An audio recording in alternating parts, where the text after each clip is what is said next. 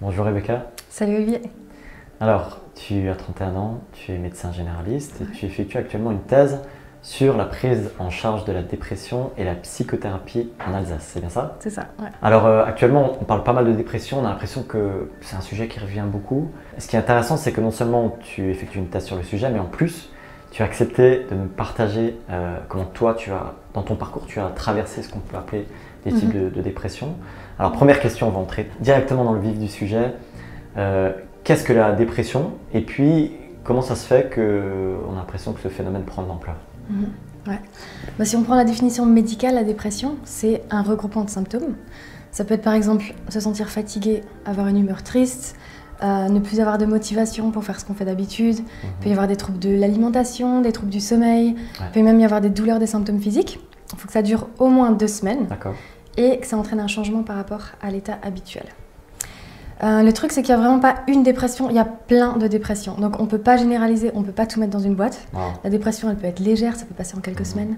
Ça peut être modéré, ça peut être sévère et ça peut aller jusqu'au suicide. Donc c'est vraiment un spectre hyper large. D'accord.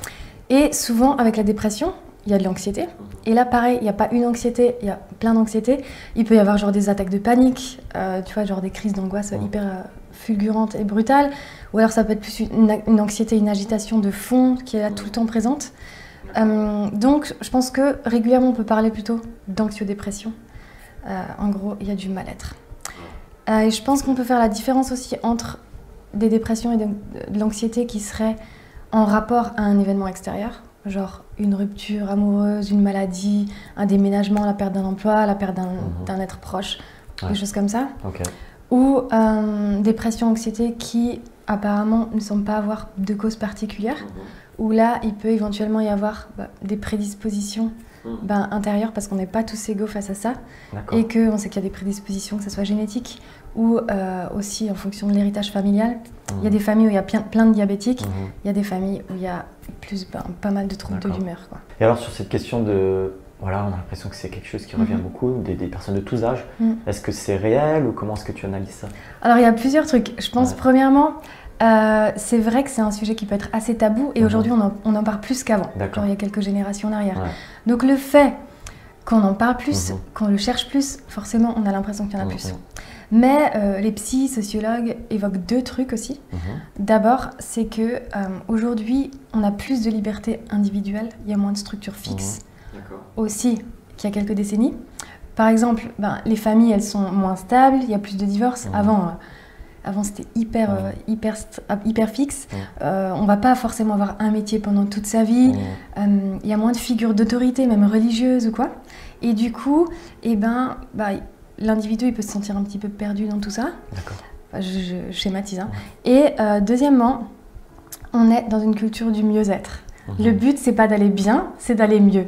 Genre, faut que j'ai ma meilleure vie, faut que j'ai mon meilleur corps, ma meilleure relation. Et tout ça, ça met une pression de ouf, en fait, sur la personne. Et ça peut être invivable, quoi. Donc, ça a discuté. C'est pas clair, il y en a plus, mais bon, voilà. Merci beaucoup. Alors, deuxième question, on arrive un petit peu à ton parcours à toi. Est-ce que tu peux nous raconter, finalement, comment toi, tu as traversé tout ça?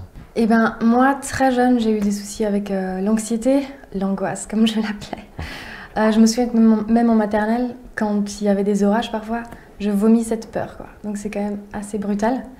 Et en grandissant, j'ai eu régulièrement des périodes comme ça d'intense mal-être intérieur, où j'avais une angoisse mais de fou, qui me donnait envie de mourir, quoi.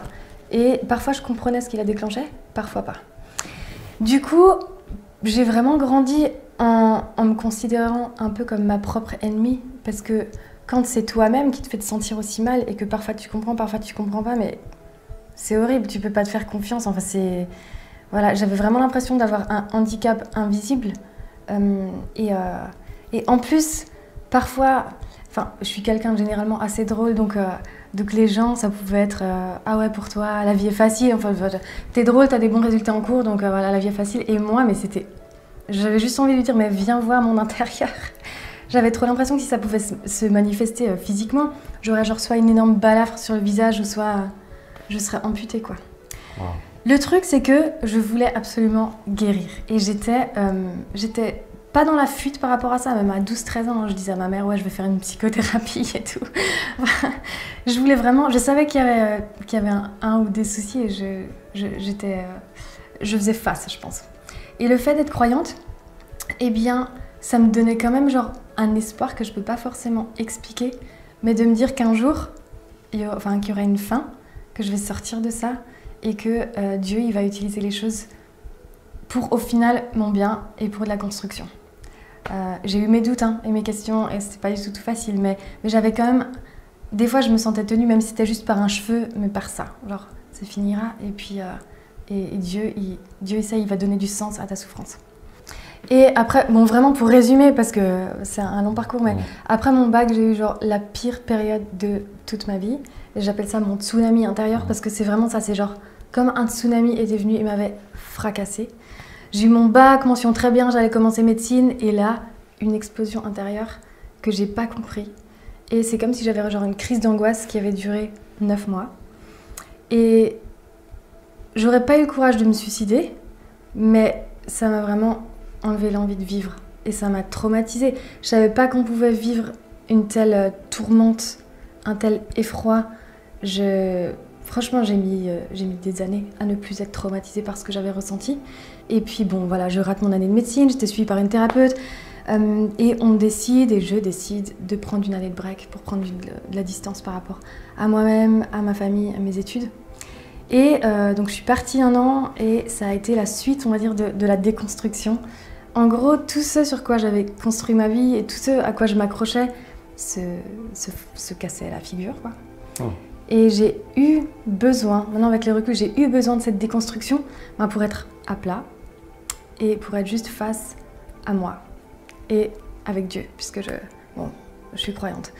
Et dans ce parcours, j'avais rencontré un homme qui était un petit peu assez sage, qui était un petit peu mon maître Yoda, si je peux dire, avec des pincettes, mais il m'avait juste dit Rebecca, tu sais, avec Dieu, ça prend du temps. Donc, donne-lui du temps. Et moi, c'est vrai que j'avais quelques mois devant moi, je savais pas ce que j'allais faire. Donc, je me suis dit, chaque jour, je vais parler à Dieu jusqu'à ce que je sache plus quoi lui dire. Je vais lire un petit passage de la Bible. Si un truc qui me parle, je l'écris dans un carnet. Au début, mais ça me saoulait trop de faire ça. Je me suis quand même forcée. Mais petit à petit, ça a été assez incroyable parce que je pense que ces moments, ça m'a permis de débriefer des trucs que j'avais vécus. Déjà par rapport à moi-même, d'être dans le moment présent, d'être en mode méditation, et puis d'inviter Dieu dans ce que j'avais vécu. Dans cette relation vraiment seule avec moi, seule avec lui, il a commencé à reposer des pierres comme des nouvelles fondations, et ça a été le début de la reconstruction. Et après, oui, ça a changé, mais pour moi, ça n'a pas du tout été un chemin lisse, ça a été un grand parcours, un long processus. Et combien de fois j'aurais voulu trouver ce foutu bouton avance rapide que je n'ai jamais trouvé. Mais sur mon chemin, il y a eu des amis absolument incroyables avec qui j'ai pu être vraie, monter, être vulnérable, montrer tes failles sans être jugée. Il y a eu des gens de la famille, il y a eu des professionnels, oser voir des psys, oser voir des psychiatres, parfois il y a eu des médicaments. Et bien sûr, il y a eu ma spiritualité mêlée à tout ça. Mais pour moi, c'était vraiment un chemin de réconciliation à moi-même, aux autres et à la vie. Parce qu'avant, comme dit, je voulais pas vivre en fait. Et puis après, avec le temps, j'ai été ok de laisser la vie m'arriver. C'était toujours un peu passif, mais aujourd'hui, je peux dire que je vis. Et alors, c'est pas en mode tout va bien tout le temps, tu peux demander à mes proches, mais j'ai une vision aussi moins binaire, moins noir et blanc qu'avant. Et la vie, elle est aussi faite de souffrance, de joie, et je suis plus dans l'accueil du tout, et je me connais mieux maintenant, et je me sens plus réconciliée en tout cas. Merci.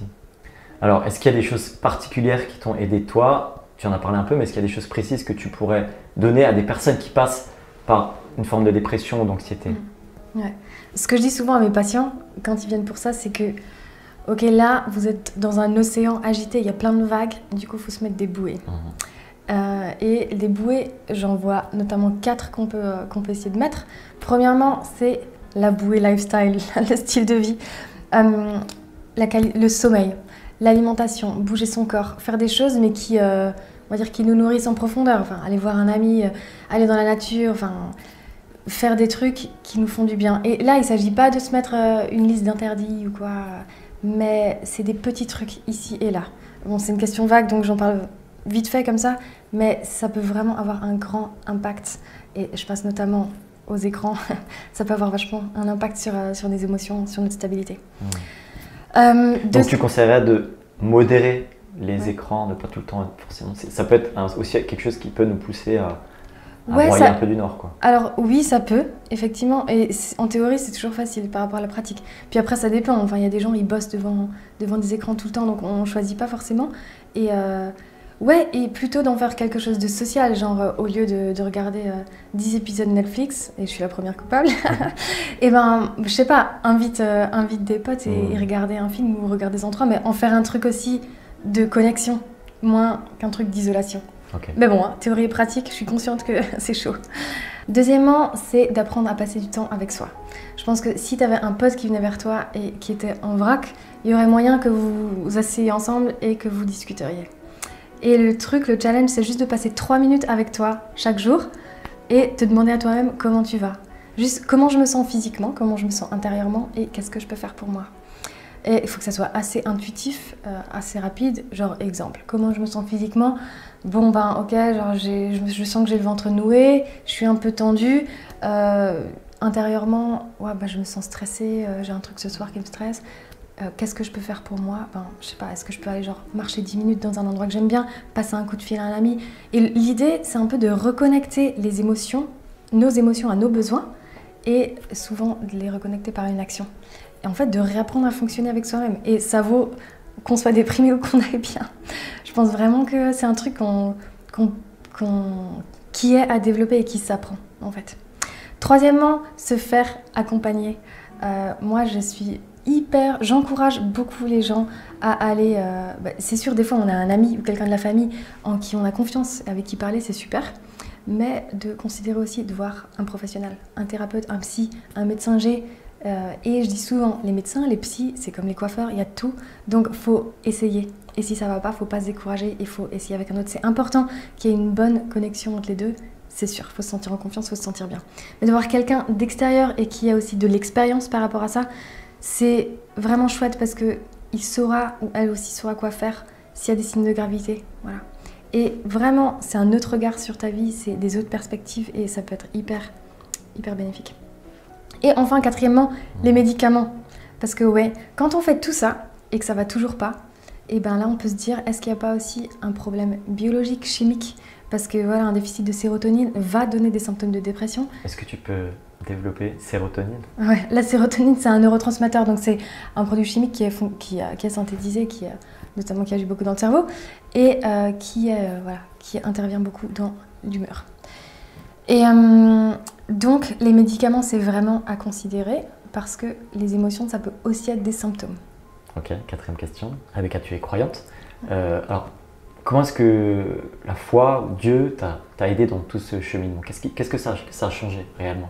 2 trucs. Je fais toujours des catégories, mais... Très bien. D'abord, je dirais, oui, il y a eu des moments où j'ai vécu des moments assez incroyables où soit dans la prière, soit en parlant avec Dieu, soit en lisant la Bible, ou soit avec des personnes, même des fois que je connaissais pas forcément, qui priaient pour moi, où il y a une parole, une image qui vient comme débloquer un truc et comme guérir quelque chose.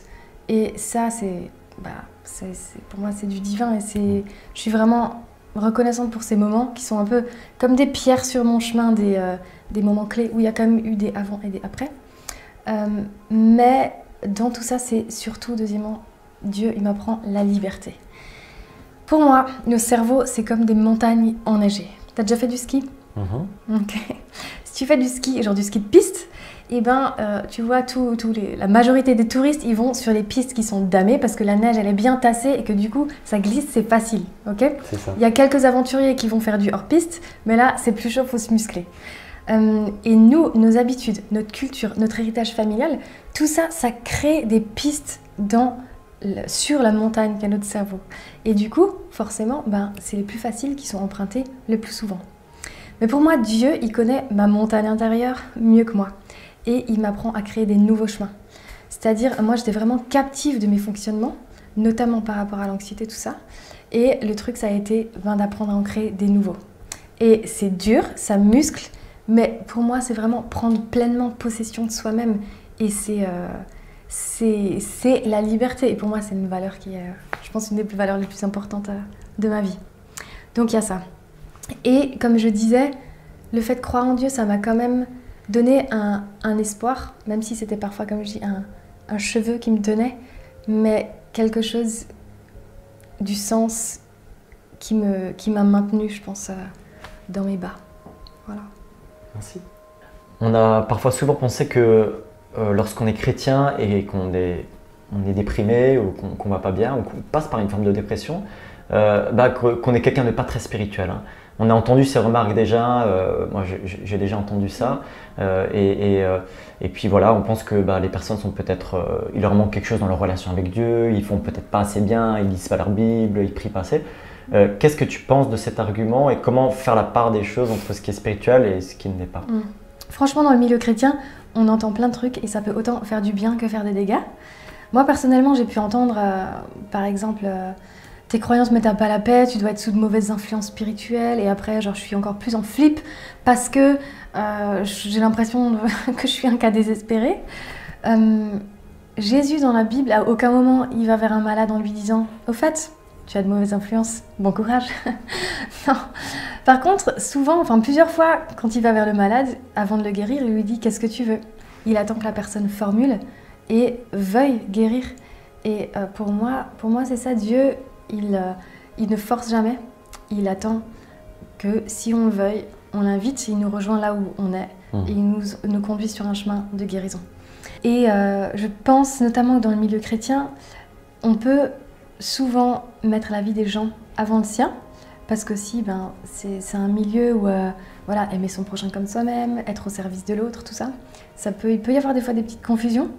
Et pour moi, c'est mon avis personnel, mais...